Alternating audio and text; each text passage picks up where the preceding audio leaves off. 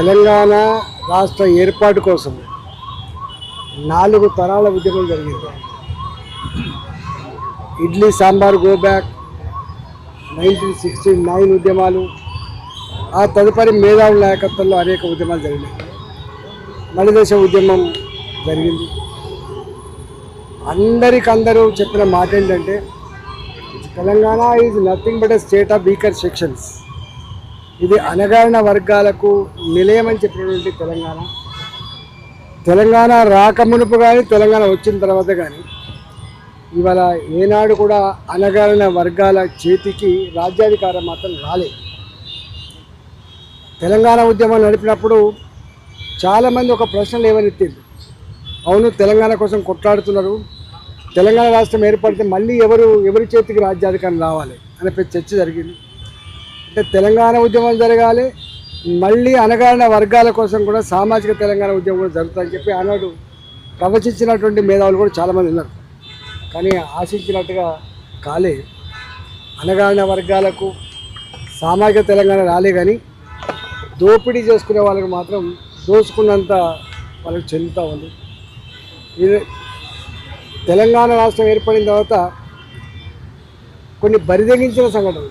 అంతకుముందు చట్టం అంటే ఇంత భయము గౌరవము, ఇవాళ ఈ పని చేయాలంటే కొంత శిశపిశలు ఉండేది.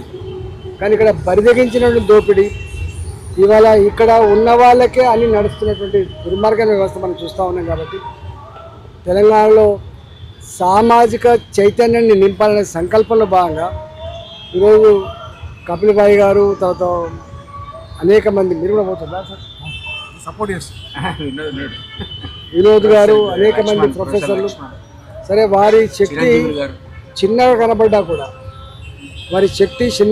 కూడా విశారదం లాంటి వాళ్ళు, ఇవాళ మా చిరంజీవి లాంటి వాళ్ళు, అనేక మంది తెలంగాణ పల్లెలలో ఇవాళ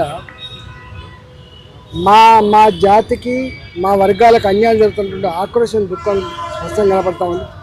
మన బంధుకు పిలిపిస్తే ఎట్లా స్పందించిన మనం చూసినాం. కాబట్టి ఇవాళ పిడికడ మందే ఉండొచ్చు కాక, ఇవాళ చిన్నగానే కనపడుతుండొచ్చు కాక, కానీ ఏనాడో ఒకనాడు తెలంగాణ ఉద్యమం ఇన్ని తరాలు చేసేట్లయితే సాధించుకుందో, రేపు సామాజిక తెలంగాణ అణగారిన వర్గాలకు రాజ్యాధికారమైనటువంటి సూత్రం కూడా ఇది ఆపగలిగే శక్తి ఎవరికి లేదు.